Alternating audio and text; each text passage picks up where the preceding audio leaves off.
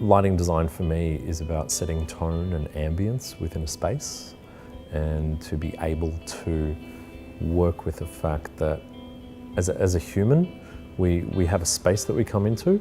A home is a repository for dreaming. The home itself is a place that people come back to for safety, for comfort. I think lighting should reflect that. It should make us feel comfortable, at home, warm. It should be flattering to the skin.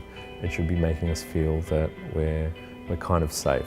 You'll notice there's a lot of quartz crystal throughout a lot of my work, and I guess you'd kind of call that a signature of the work.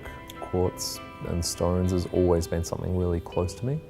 As a child, I was always scrounging around and fossicking and picking up sticks and feathers and stones.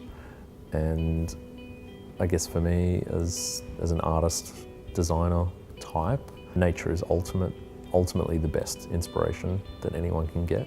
I guess that's sort of really come through in the work today. I'm always using these kind of references, whether quite literally or metaphorically. I really love it. There's endless sorts of textures, there's endless sorts of worlds there that haven't been created by a human. And I think that's what's really missing out of a lot of contemporary kind of work is that side of nature. So currently there's around about 18 people in the studio, and that's split between our hands-on people making items and then our sort of design team and administration. And I think it really takes a whole chorus of people with different skill bases in order to be able to make something, you know? It's not like, it's not a factory, and it never will be. Everything is handmade here in Melbourne.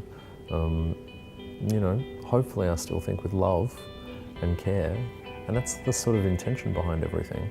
And it can be difficult at times.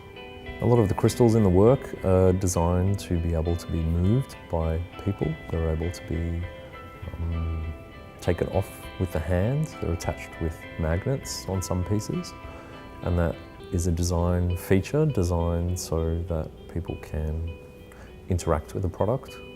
I think that interactivity is pretty important.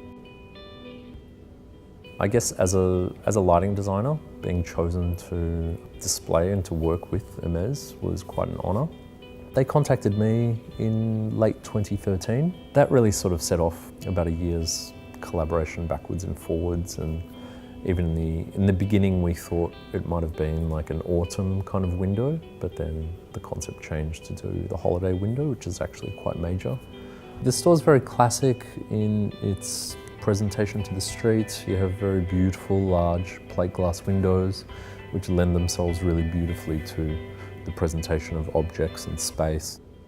Essentially, lighting is today's fire.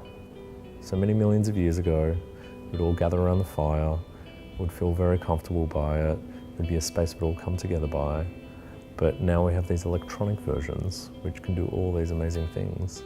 So working with that ancient archetype of fire, keeping humanity together or warm, is I guess what inspires me to create this kind of lighting.